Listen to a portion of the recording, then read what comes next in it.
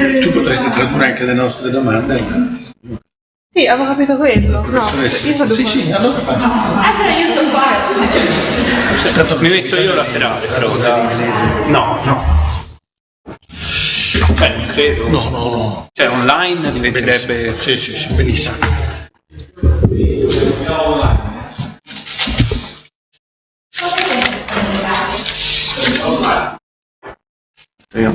Siamo già online? Sì.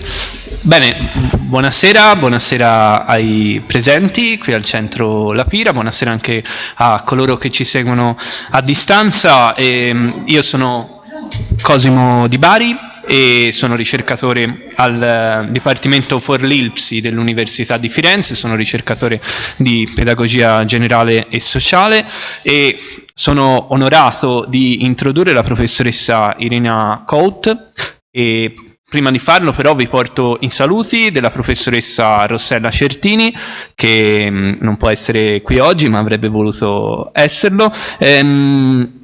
Vi dicevo, Irina Cout è professoressa associata al Dipartimento di Psicologia dell'Università di Poltava in Ucraina, è capo del Dipartimento di Innovazione e Relazioni Internazionali presso la stessa università e capo dell'organizzazione pubblica Territory of Ideas.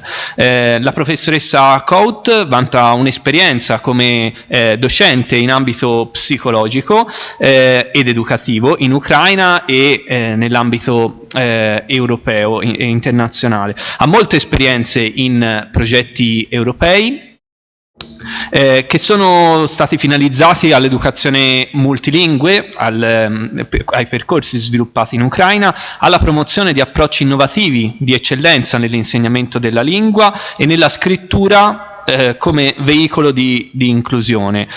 Ha numerose pubblicazioni all'attivo all'interno di riviste scientifiche e ha scritto un manuale, Rehabilitation and Creative Socialization of Children of Preferential Category by Methods of Multitherapy. Si occupa anche di teorie e tecniche di formazione per la competenza comunicativa dei futuri insegnanti e dei futuri educatori.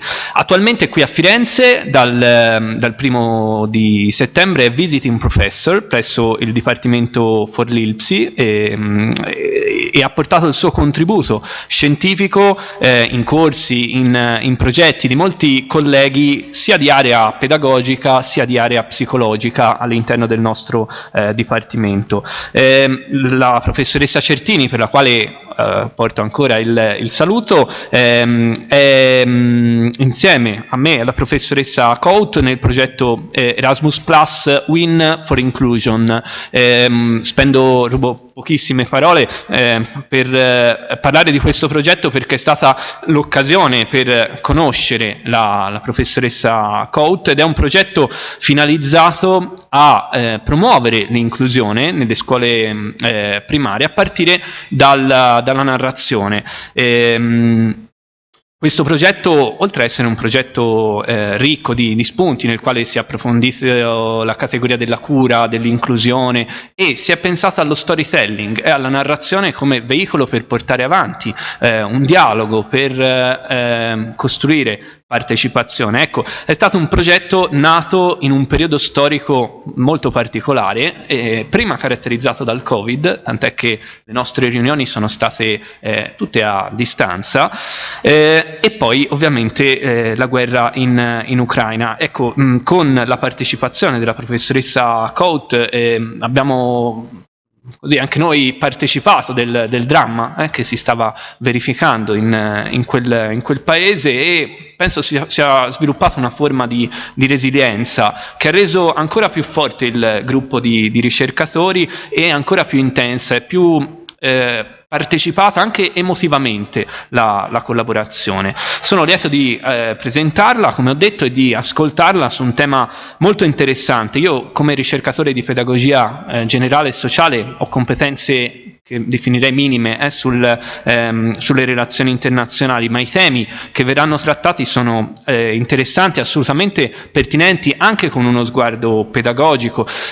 Dal mio punto di vista, delle mie ricerche, anche quello che è successo ci ha spinto a chiederci bene come parlare oggi della guerra ai bambini, come lavorare con i bambini affinché si possa costruire una cultura basata sul dialogo, sull'ascolto, in cui la conflittualità sia gestita senza trasformarla in forme di violenza. Sappiamo che l'educazione ha un ruolo determinante per la democrazia, tanto quanto la democrazia ha un ruolo determinante per l'educazione. Qui riferimento ovviamente a John Dewey.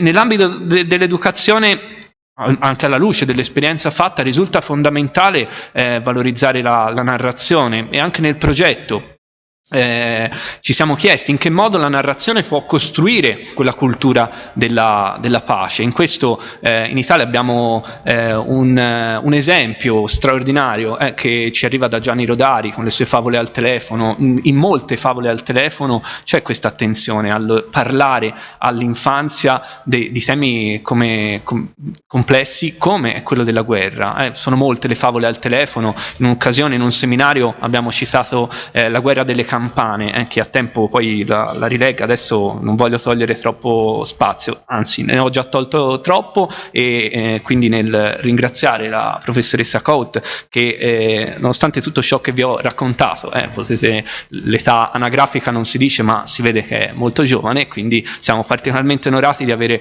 una ricercatrice che ci parla di questi temi e ci promuove utili riflessioni. Grazie.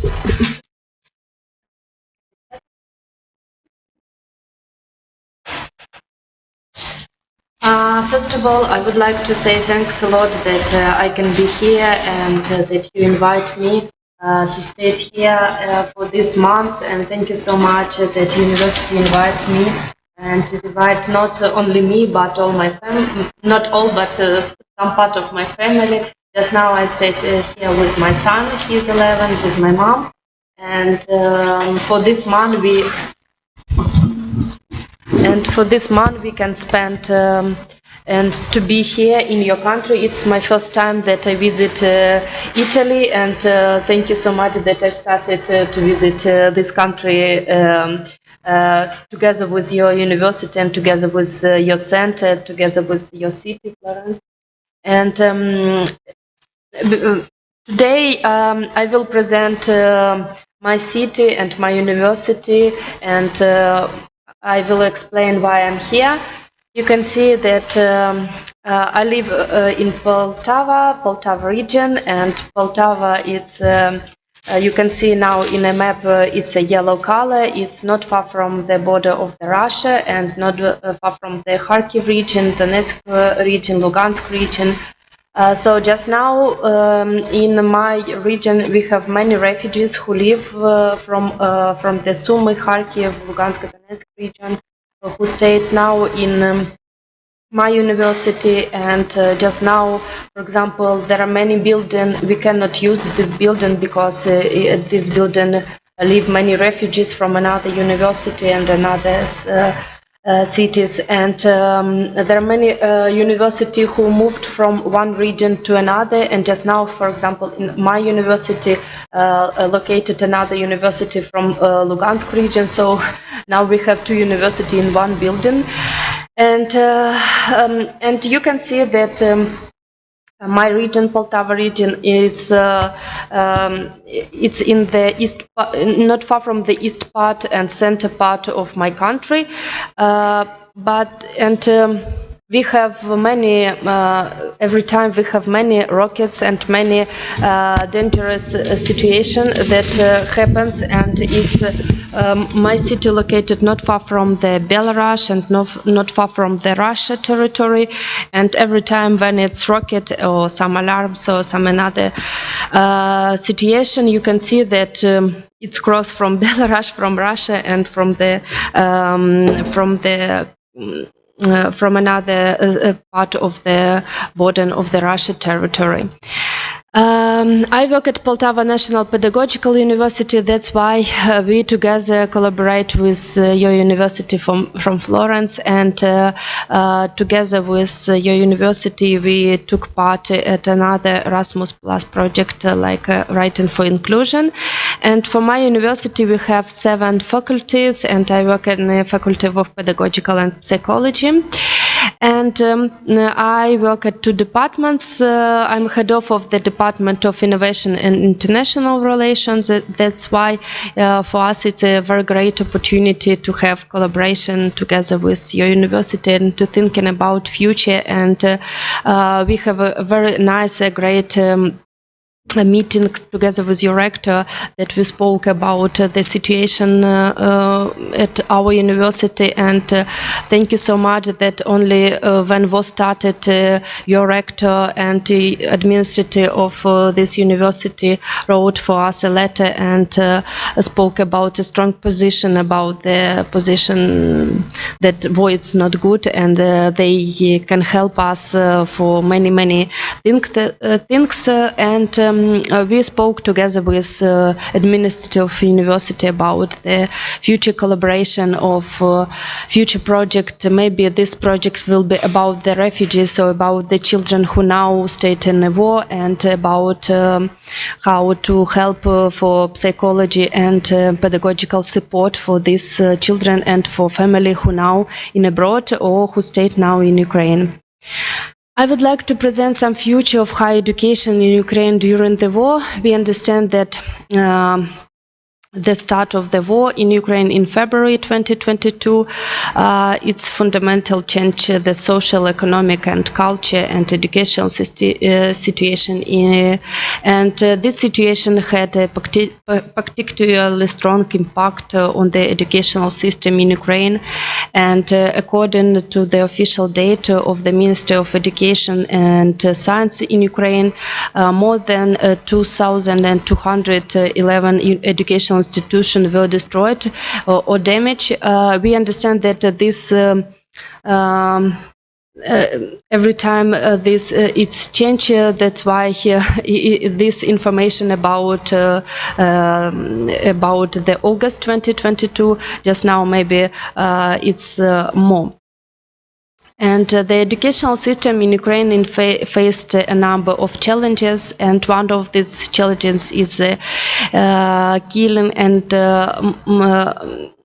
there are many buildings now destroyed, and there are many people who died. We need to organize a list of the students who now stayed, for example, in Ukraine, or they here went abroad, or they now for example, they killed or died. So every month, all universities in Ukraine they create this list of the students, and we need to understand the situation just now what at our country. And another big problem that more than 7 million children were affected by the war, and you can see the photo that only was started. There are many. And it's a typical situation just now too. For example, when it rockets or another dangerous situation, you need to go in a basement and sit for the long period. And it's only was started. We did not understand what to do. So many children a long period of time stayed in the basements and need to wait or understand what to do. And so we understand that this situation of the children is one of the bad influence of this war, and we need to think in what to do it in the future. Not only thinking about it when it was stopped, but thinking about it just now. And another big problem that the number of education institutional effect, and we need to complete. We have many buildings that completely destroyed. We need to thinking about building new types of the university, for example, with a place, with a safe place of basements. For example, just now when started some lessons, and when it rocket or another dangerous situation, you need to stop the lesson and go in basements and sit for for some period of time in this basement. So one of the big problems that we have now these places, because we're not thinking about that we need to create this space. Just now for this summer, there are many university and schools together with the children and the parents, they and teachers, they building these like a safe basements for spend some period of the time when it's rocket or another alarms. And that's why we're thinking about when we stopped it, we need to think about building a new type of the buildings that including these basements for the students and for the staff who work at the university. You can see the number of the university effect. We understand that the most affected university were from the Kharkiv region, Donetsk region, Zaporizhzhia region, Chernigov region, and Mykolaiv region. This is information about this university. And for the east part of our country, it's more than 43 education institutions just now damaged. This is information about for the date of the August 2022. Just now, maybe it's changed. Another information is about the school. You can see some of example of school of Bogdanivka, Kyiv region. There are many cases of the destroyed or damaged schools in area and were under occupied. And for example, in the village of the Bogdanivka, Kyiv region, a school was damaged, and the Pivnik, it's the name of the kindergarten, with one of the 100 places was completely destroyed. So another big problem that we need to build in some new places for continue this education or to find new places. And that's why we really thankful for all European and another country who helped us to continue this education and continue this education in another country, because we understand that it's very important not to stop study, not to stop leave, but continue this education in another university and or another center. And for us, it's very important that European country help us to find these places to continue this education. For example, just now, University of Florence helped me to stay here and continue my work here, because I work at Ukrainian University and helped to organize some moments and stayed here and can speak about war, not to sitting and thinking at what time it was stopped, but to speak about it and understand that it's not good to live in a war. Another example is example of the Chernigov region. In the village of Chernigov region, the Russian military kept more than 300 residents in the basement of the school, and you can see the calendar. And also wrote down in 2 columns name of those people who died in the basement and those who were shot. So many people who stayed in this basement and in occupied territory created this calendar, and it's one of the example of this. Just now we have many and many, and it's not my first time that I explain about it, but every time it was difficult to understand that it's because it's not humanic. It's something. It's not a typical type of the war.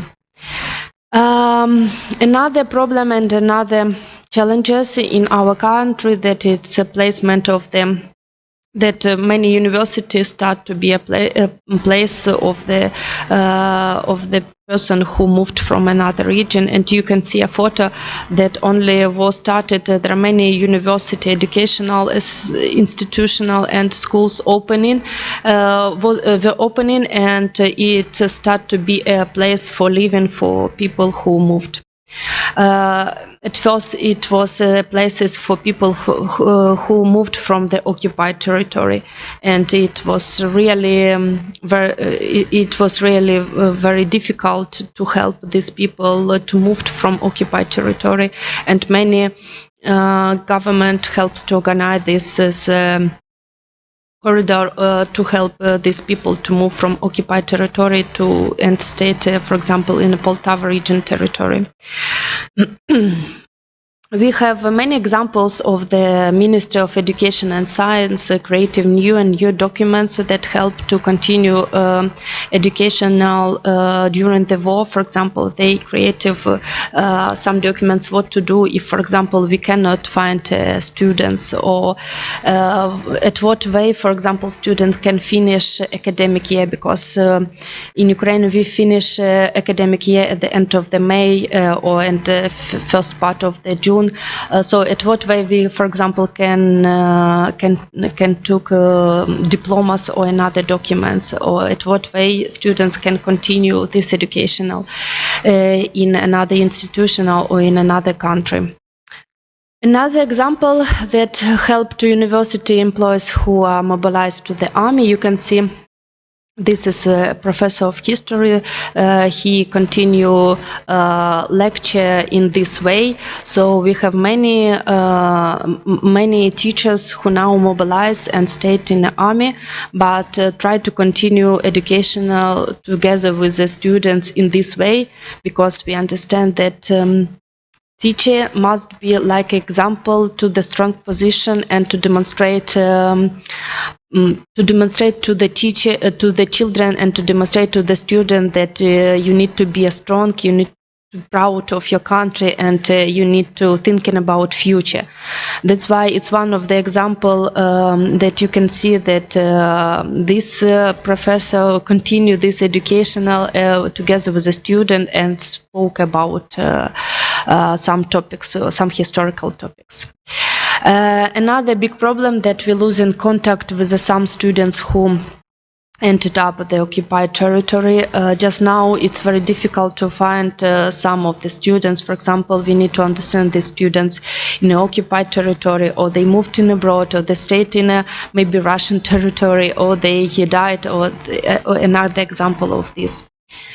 So you can see there's some photo, there's a bombing of the university and another houses, and when war only started, many people don't understand what to do, at what way you need to live in the future. For example, for my about me and about my family, when war only started, my husband called me and say, you have 10 minutes to take some important things and go from our house, because my house located not far from the airport, and when only war started, there are many airports bombing, and so I said for my son that you have 10 minutes, please take some important things that you want, and he took two things. One of these is the football ball and boots, because he likes to play football,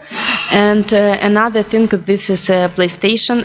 I understand that it's not good, but it's one of the way just now to have a communication, new way of communication, to have this communication with children who now stayed in another country or in Ukraine. Another big problem that the territory that now occupied, when Russian army came to this territory, they start to destroy all Ukrainian books, cultures, all Ukrainian cultures and language that they can find. For example, they came at some schools and took all books, all Ukrainian books, and demonstrate how these books be in a fire, because they thinking that all Ukrainians culture need to destroy it, and they want to be that they hope that this territory will be a Russian territory. That's why they want to destroy it every moment that remember about Ukraine. Another big problem and challenges that state at our university that we all university organize many support center for people who left and who left from the occupied territory. It's one of the examples that my university, Poltava National Pedagogical University, organized many places for people who now moved and stayed at our university. And I know that your center organize and help many moments from military, yes, many moments for people who now in Ukraine, and it's very important that only was started. There are many European countries help us with many things, with medicine, with food, with clothes, and because people who move to and they have nothing, they need to have these things. And we work, our university work with children, and we organize many activities for these children. And for example, my students who at my university, we organize a hotline. For example, if you stayed and you need to have some psychology support, or you cannot find something you need to find some things, you can call and we can help you.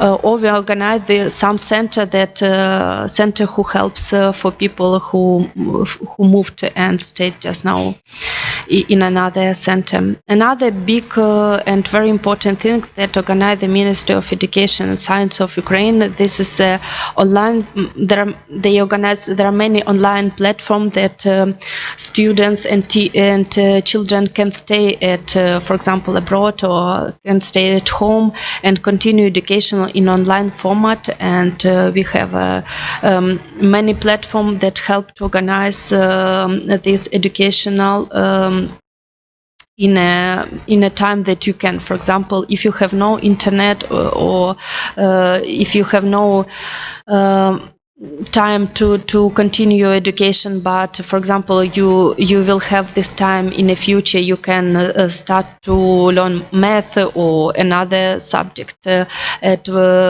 in online platform that Ministry of Education and Science of Ukraine creative. We organize many space and projects that now very important for Ukraine and very important for us because we together with European countries help for people who stayed now in Ukraine. And for us it's very important to understand that we know that we're not alone, that we together with big European family, and we can hope that this war stopped. This is one of the examples that we work with the children who live now in our university. This is one of the examples that at what way evacuation of the residents, and you can see a photo. It's one of the famous photo that one of the mom wrote the name of her daughter, the date of the birthday, and the number of telephone of her mom and another relatives. For example, when war only started, there are many people start to move and find some safe places, and some of children we cannot find these children, and this is one of the example that mom start to do it in this way because she does not know that she can live or no. This is another example of mass evacuation of this war. And during alarms we need to sit in a basement or in another safe place if we want to be in a safe place. It's very difficult to say that it's a safe place, because in fact if it's rocket nothing can help you, but you need to be careful and to spend some time of the basements. This is one of the examples that I spoke about, that during this summer we organized many places in a basement to continue our education, and you can see a photo of the students who of the students and school and the pupils who now continue this way educational. And this is a photo of my friends sent me this photo at the 1st of September. Our educational year started at the 1st of September, and you can see in this photo there are very nice children with good dresses and happy face. Yes, because it's only first day of the first day of the academic year. But in fact, they spent this year in a basement because it started again rockets, and it's again new problems how to organize this educational process in this basement. For example, if children scary to stay long period in a short in a distance, or in the first hour they thinking that it's something interesting because it's not the typical, for example, yes, some lesson, but during the 1 or 2 hours they stay in stress, and teachers need to demonstrate a good position that don't worry, don't stress, you need to think about some good moments and something like this. Sometimes we have many people of Ukraine, we have many devices that inform you if, for example, some dangerous situation in one of the region, and sometimes our map of Ukraine it looks like in a red color. Red color it means that this region can be a rocket or another dangerous situation. So every time in our telephone this device inform you that please find safe place and not to stay in a street. At this period, it's one of the important things that we start to return occupied territory. Every time this line, it's like a sea, yes, because every time it's changed this occupied territory, and in one day it's it looks like in a first photo is sometimes it's another territory occupied again, but for us it's very important to take this territory again, and we hope that all territory will be like before the war. You can see some example of exhumation of the bodies in the occupied cities. We find many people who killed, and you can see some of the example of the Bucha and Izum. It's one of the cities that just now we find new example of the people who killed of the Russian people, and sometimes it's very difficult to identify that it's Ukrainian or Russian people, but most of them it's Ukrainian people, and you can see some of the example, and this is another example, and it is important to be a human. It's one of the words that our president said, and we understand too, and we understand that we will have maybe new example of the problem, and for example, what to do without lightness, what to do without gas, or what to do without anything. Just now we understand that it can be again winter, and what to do in this winter if, for example, you have no lightness, or if you have no gas or another thing that important for your life, and that's why we create many some books, for example, and we present it for the children and for the parents. For example, what some recommendation, what to do if you have some problems with this or another problems. So we hope that this was stopped, and we hope that together with all partners who help in our country, we can stop this not human war. And thank you so much. Thank you so much that you invite me and I can be here.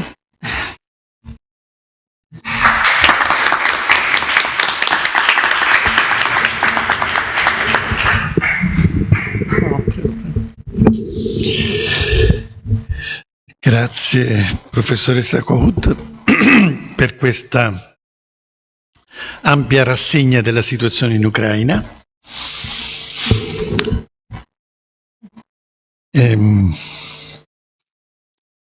L'Ucraina è un paese che dal 2014, ma anche prima, ha fatto una scelta precisa in campo politico e culturale. Si è avvicinata progressivamente all'Europa e all'Occidente in genere, provando difficoltà a mantenere nello stesso tempo i rapporti con l'altra metà dell'Europa, o meglio, la parte più orientale dell'Europa, che è la Russia. E questo in un paese che è formato da una maggioranza di persone che parlano ucraino, ma nello stesso tempo mantiene una grossa minoranza di russofoni. Anzi, si dice che tutti gli ucraini capiscono il russo, ma non tutti capiscono l'ucraino. Questa guerra ha radicalizzato le posizioni, ovviamente, ma abbiamo assistito anche a delle sorprese, come l'abbandono da parte di tanti russofoni delle posizioni filorusse per avvicinarsi alle posizioni più legate alla parte ucraina, dell'Ucraina, diciamo così. Com'è che questo viene recepito nel sistema educativo ucraino? Allora, ci sono state nel 2014 dal 2014 una tendenza a derussificare la scuola nazionale, la scuola pubblica, e certamente questa guerra non favorisce la cosa. Però ciò non toglie che esiste una minoranza russofona. La situazione delle chiese ucraine è molto significativa sotto questo punto di vista. Ci sono 3 chiese ortodosse, una era legata a Mosca e ha abbandonato il patriarcato di Mosca, rendendosi indipendente e legandosi provvisoriamente dalle chiese di Costantinopoli. Ecco, questo dice che c'è una parte dell'Ucraina che, pur essendo di eredità russa, è diventata più ucraina, diciamo così. Ecco, come viene recepito questo problema nel sistema educativo ucraino? Soprattutto pensando al dopo guerra, in cui ci saranno da sanare tante ferite. Allora, non è una domanda al Ministro dell'Educazione Nazionale, ma è un attore, una persona che lavora nell'ambito educativo e che quindi è a contatto quotidiano con questi problemi. Non so se è una domanda troppo complessa.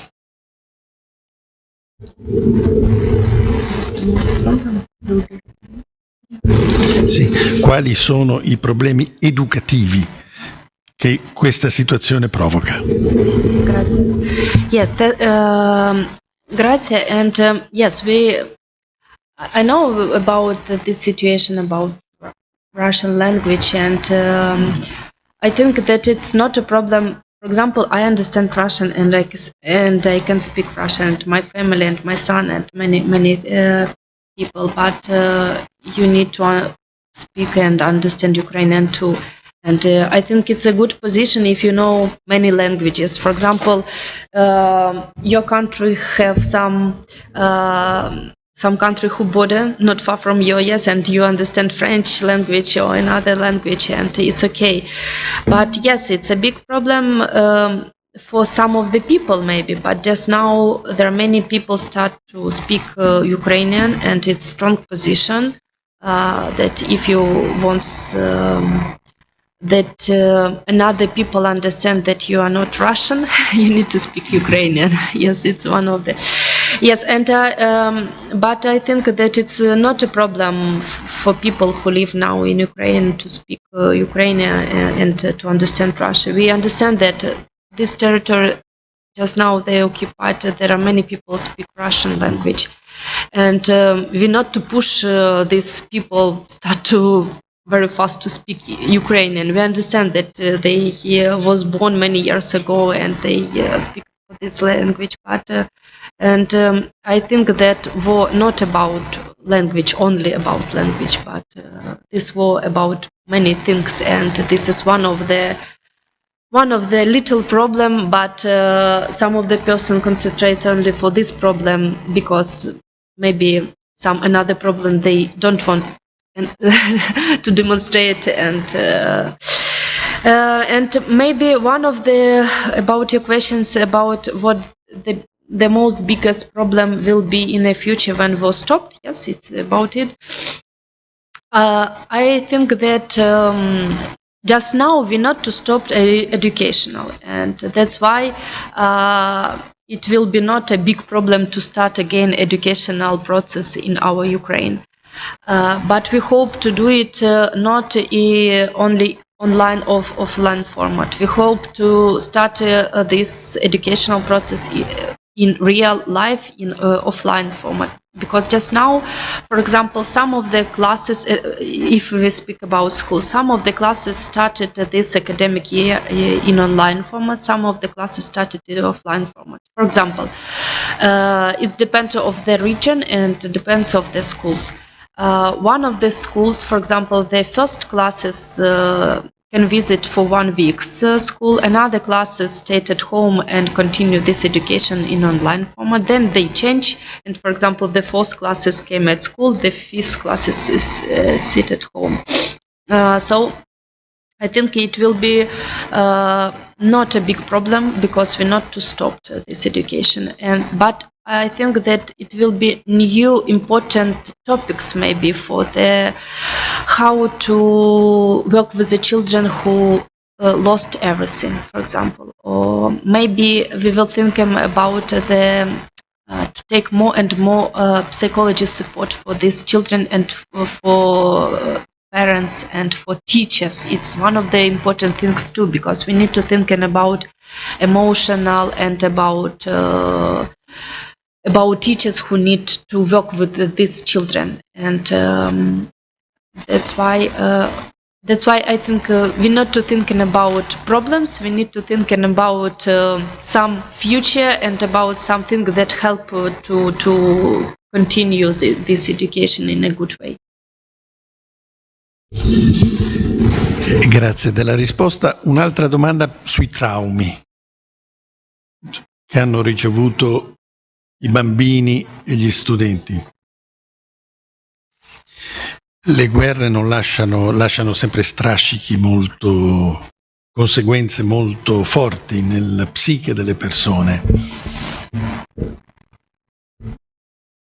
C'è una struttura di professionisti, di psicologi in Ucraina sufficiente per garantire un'assistenza adeguata?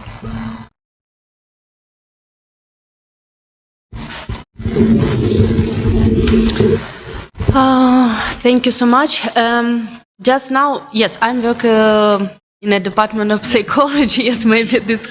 Yes, and before it, I work in another center, some psychology center, and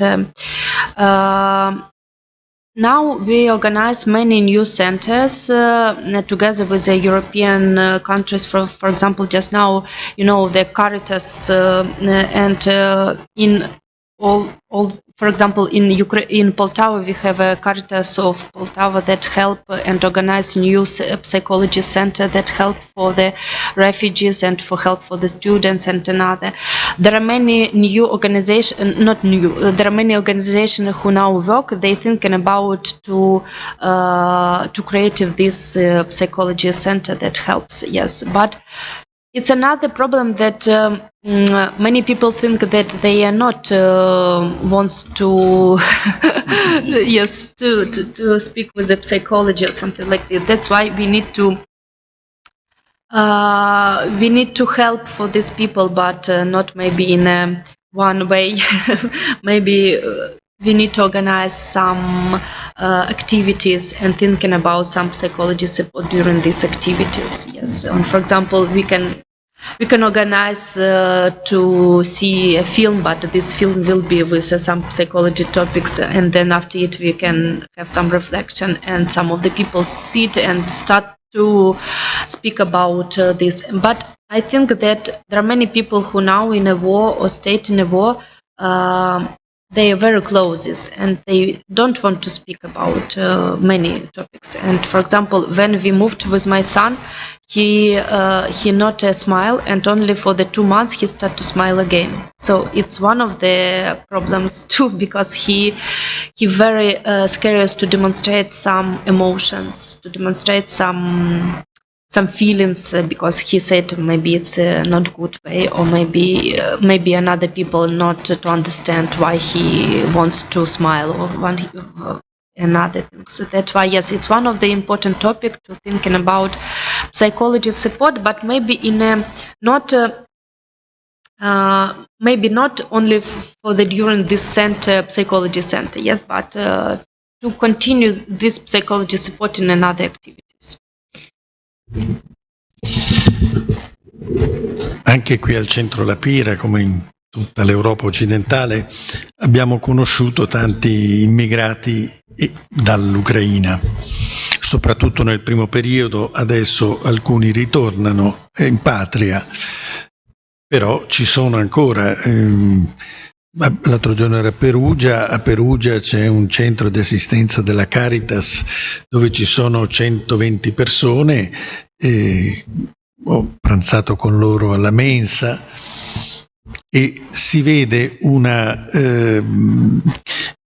non so come dirla, una certa difficoltà a integrarsi, perché si crede che nessuno può capirci. Il che è vero. È vero, chi ha conosciuto la guerra, un po' di guerra anche che ho conosciuto anch'io, i traumi sono tali che non è che puoi inventarti o pensare immaginare di aver vissuto una guerra. Ecco, queste persone hanno bisogno di un supporto psicologico, ma ho visto che la cosa più interessante è quando i bambini riescono ad andare a scuola. E sono loro che trascinano anche le mamme a integrarsi maggiormente. Le sembra una cosa giusta questa? It's very complicated because we need. I cannot say it's okay or no. Yes, because it depends on the situation. I have some ideas and forgot about it. Could you repeat?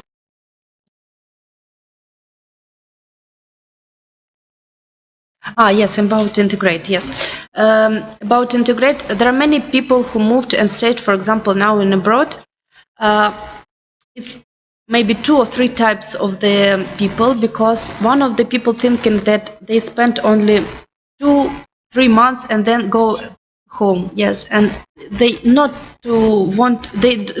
want to learn in language, they don't want to integrate in a social, yes, and they don't want to do anything. They want only to stay in some house and nothing. Some of the people with a child and another person, they thinking that they need to organize some moment, for example, for the child, because during this organizing moment they can be active and not only sit at home and thinking about war and thinking about this situation, but they can help at first for herself and then help for the child some of the person, for example, who moved and stayed now in another country, they lost everything, and they understand they have no houses, they have no nothing, and they need to plan to be here during the war, and maybe when war stopped they can go home, or maybe no, who knows, because it's very complicated situation, and that's why I understand that, for example, if you organize some lunch or another activities, you want to be opening and that all people can be opening, but in fact it's very difficult because they not understand this position. It's a for short period or no. You can go or no. For example, for me too, because I'm spent for abroad for some period for 3-4 months, and then I understand that I need to go abroad, at home, or maybe I need to go again abroad. So you every time you every time thinking about your future, and it will be more easy if, for example, somebody say for you, okay, you will spend for this 6 months, and then you come back home, and for these 6 months you can organize some activities. And another big problems, not big problems, but big challenges for the family who now stayed here with the children. They want to continue this education, Ukrainian education at first, because it's very important to have knowledges, Ukrainians knowledges, and to continue educational lessons, Ukrainian lessons, but integrate in a space of this country. Yes, for example, of Italy, and many parents thinking at what way, for example, they can be more fast to learn language, more fast to integrate in, and not to stay every time at home, because it's very important. The children who now came and stayed in, for example, in Italy, they not to be alone with only something and thinking about some problems for war, or speaking about only for some problems with war. It's very important that these children not to spend alone time. They need to integrate and need to be with another children and play games and spend some childhood, some nice spend some nice emotions, maybe something like this. That's why some of the parents thinking about at what way, for example, they can more fast to integrate. Some of the parents who at first not to understand the situation of himself or herself, yes, that they want to be here for the long period or no. But for me, and I know many examples for the another parents who now in abroad, they thinking about to help children to integrate in a new space, in a new educational space. And for us it's very important to learn many new languages. For example, when we spend time in Spain, I say it for my son, please learn Spanish language, because it will be useful for your future. Maybe it will be, yes, useful. And he say, okay, but I want to learn another subject, Ukrainian. Okay, that's why we combine these two type of educational, Ukrainian educational and European education. E questo centro è intitolato a Giorgio La Pira. Giorgio La Pira era sindaco di Firenze, un uomo di pace, assolutamente di pace, che ha cercato di tessere rapporti ai tempi dell'Unione Sovietica con i dirigenti russi. E era impegnato su tutti i fronti della pace, non solo su questo qui. Ecco, Pace è una parola difficile da pronunciare prima che la guerra sia finita. Eppure una sana pedagogia deve riuscire a non far dimenticare questa parola.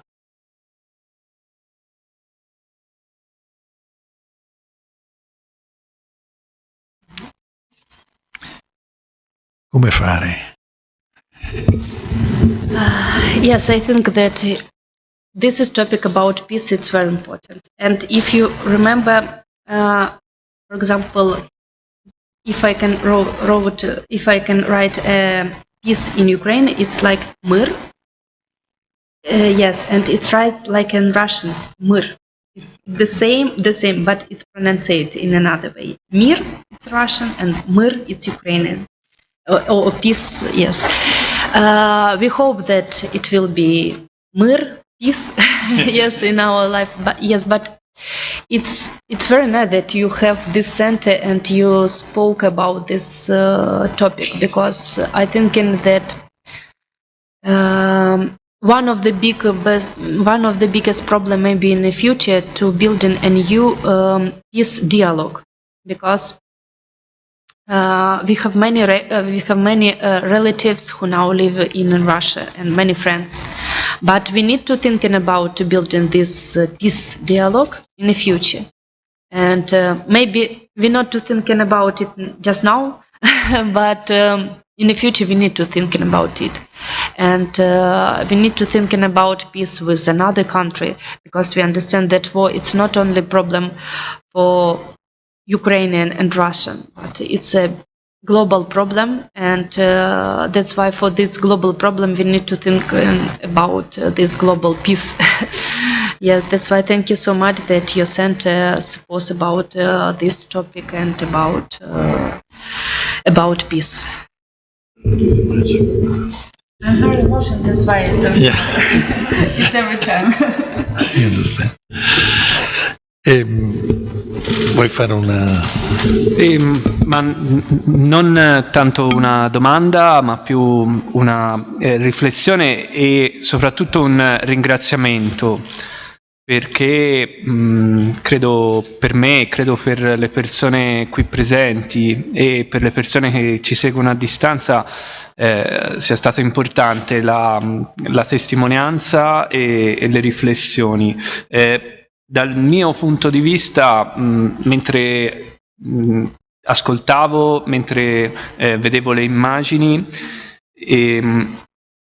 mi venivano in mente alcune parole che appartengono al lessico pedagogico e ovviamente sono parole scontate, però forse è utile focalizzarle, quella di resilienza che è stata messa in campo, quella di utopia, perché è una situazione in cui la scuola è totalmente distrutta, in cui la morte invade un paese, famiglie.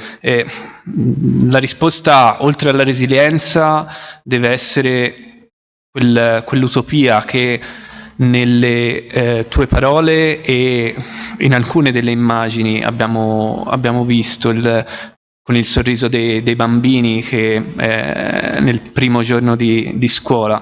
Penso che utopia, anche dal punto di vista filosofico, si abbini a due parole: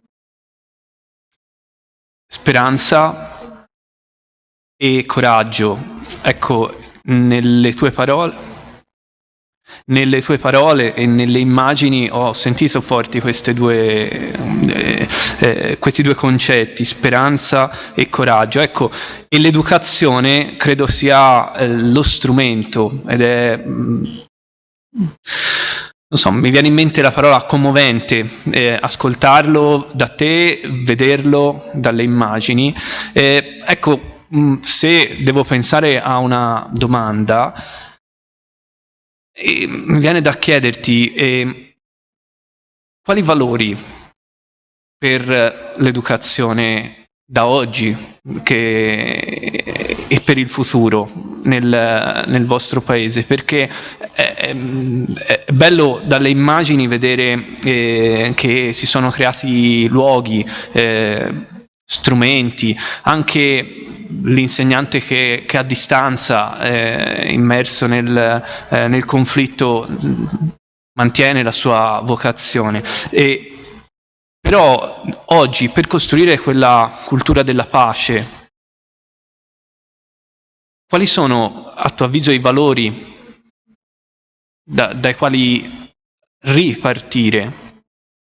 Perché il rischio di fronte a un nemico che è presente inevitabilmente nella vita anche dei bambini,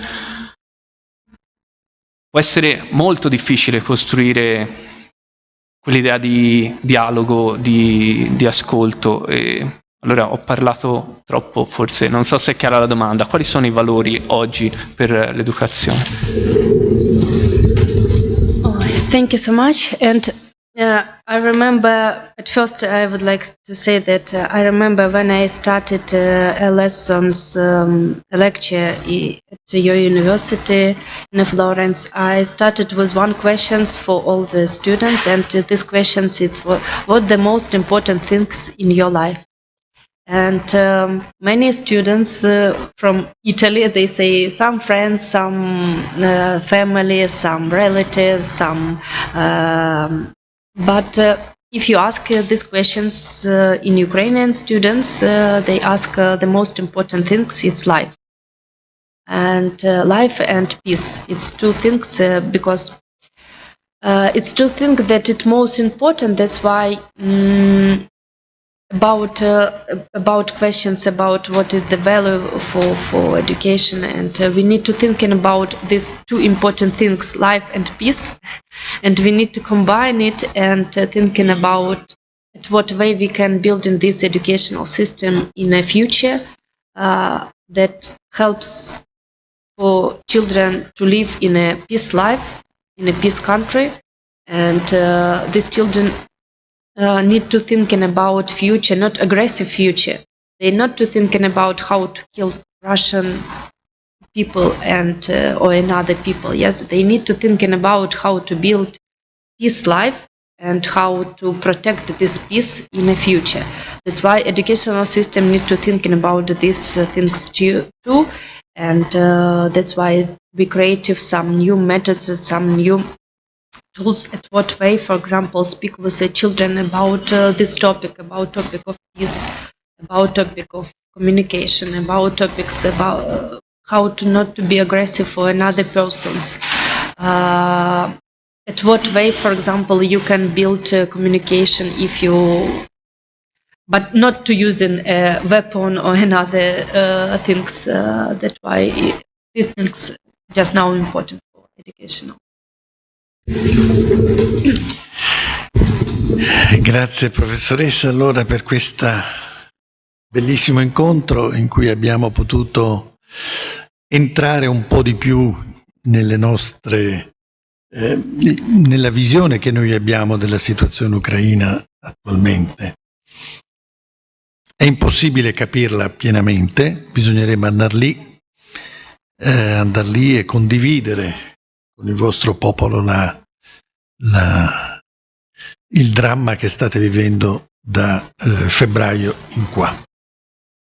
Spero che ci siano altri momenti di sensibilizzazione. Mi viene voglia di dire bisogna che queste cose le sentano in tanti, molto più di quelli che siamo qui adesso e quelli che sono collegati qua via internet.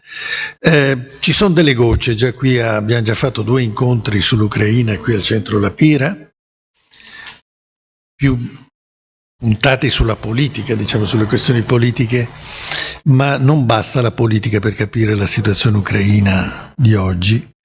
Bisogna entrare nel modo di vivere della gente, nei drammi delle persone, nella difficoltà di vedere come la persona più piccola può andare avanti in queste situazioni. È l'ultimo che deve essere il nostro punto di riferimento, non il primo. Non solo Zelensky, parlare di Zelensky e di Putin, ma anche parlare dell'ultimo contadino che sta in mezzo alla campagna del Donbass. Ecco. Questi sono piccoli tentativi. L'Europa credo che sia abbastanza sensibilizzata, almeno c'è stata Certamente bisogna continuare, anche perché più la guerra dura, più si cerca di dimenticarla. Ecco. Servono delle cose un po' fuori dal comune per riportare le notizie in alto nei giornali. E non solo cose negative. Ieri è stato il gas che pullula nel Mar Baltico a portare di nuovo l'Ucraina sotto l'attenzione nostra. Ma non basta questo non basta. Vediamo l'Europa in una sfida grandissima per il suo futuro, l'Europa nel senso più ampio, nel quale c'è anche geograficamente una parte della Russia. E non possiamo dimenticarlo, insomma. 80 anni di pace sono stati possibili dopo la Seconda Guerra Mondiale, con qualche piccola difficoltà nei Balcani negli anni 90, ma se no le cose sono andate abbastanza bene. Speriamo che adesso le ondate di sovranismi o nazionalismi o voglia di affermare la propria identità di popolo non portino ad un'altra stagione grave di conflitti di ogni genere. Ecco, grazie infinite. Thank you so much. Thank you so much that you organized this meeting, and for me it's very important to share some information about war and not and speak about it, and it's very important because this is not a typical format of the war. There are many fakes and there are many informations, and it's one of the big problems for children too, because they need to analyze what is fakes, and speak about media, and to find, for example, this example of the fakes information and no. And for example, in my son, just now he had this new subject of media. I don't remember the name, but for media skills or knowledges, I don't know.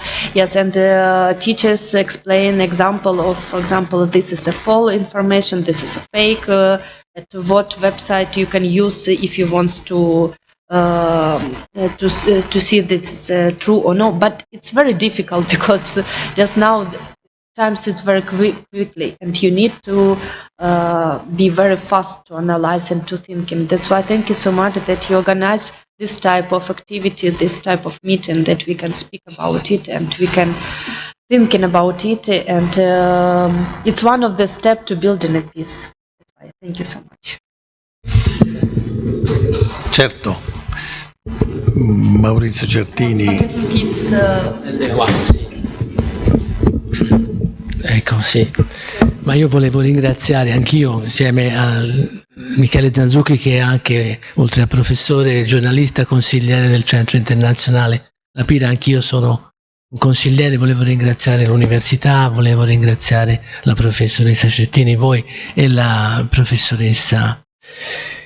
E mi veniva mentre ascoltavo parlare, ero stimolato anche dalla parola utopia che ha usato il professore, no? Perché qui c'è anche, di fronte a questo dramma, a questo sfacelo terribile, anche una posizione politica da prendere, no? A livello internazionale, a livello locale, che non può che partire da una constatazione, cioè è impossibile una soluzione militare del conflitto che veda un vincitore e uno sconfitto, no? È impossibile, ma anche non auspicabile, perché una vittoria militare russa sarebbe la vittoria della violenza sulla legalità internazionale. E perché per contrasto una sconfitta russa militare aprirebbe a Mosca una fase di instabilità che non è certo auspicabile, no? Perché noi diciamo sempre o il mondo si unisce o il mondo perisce, perché siamo ormai un'unica realtà interconnessa e interdipendente. Quindi se è impossibile una soluzione militare bisogna operare per il cessate il fuoco, i cui termini partano realisticamente da una situazione concreta e che si orientano verso il superamento di questa situazione. Ora, la parola, concludo per ritornare alla parola del professore, la parola utopia, no? Lui legava due parole alla parola utopia, la parola coraggio e la parola speranza, no? Sperare contro ogni speranza, no? Che a questa parola bisogna legarle, a questa parola bisogna legare un'altra che è azione, cioè azione, perché utopia, ricordo che la Pira la declinava in questo modo. Che cos'è l'utopia, no? Non è una cosa impossibile, ma è rendere possibile il futuro probabile, il futuro che vogliamo. Il futuro che vogliamo è la pace, è l'unità del mondo. E quindi io questo augurio vi faccio, e appunto l'educazione appunto è il processo fondamentale per pensare la pace, per vivere la pace, per agire insieme per la pace. Grazie professoressa.